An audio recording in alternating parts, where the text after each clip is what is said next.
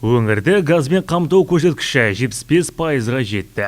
Барлық аудан орталығы мен Арал, Қызылорда, Байқоңыр, Қазалы қалалары 34 елді мекен табиғи газдың игілігін пайдалануда. Биыл 4 миллиард теңгеге 12 елді мекенді көгілдір отынмен қамтамасыз етеміз. 2024 жылдың соңында облыстың газдандырылуы деңгейі 78%-ға жетеді. Бүгін Төменарық ауылында аурухананың іргетасын қалады. Бұған дейін аудандағы Бірлік, Қыраш, Жайылма ауылдарына газ жеткізілген еді.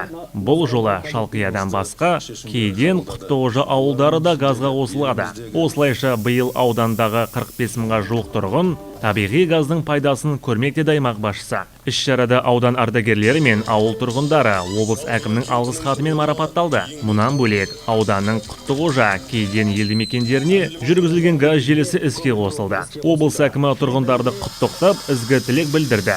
Кейден ауылында газға қосылған үйді көріп, сыйлық табыстады. Аймақ басшысы газ қосу рәсімінен соң ауыл тұрғындарымен, ақсақалдармен кездесіп, олар айтқан ұсыныс пікірлерге ден қойды.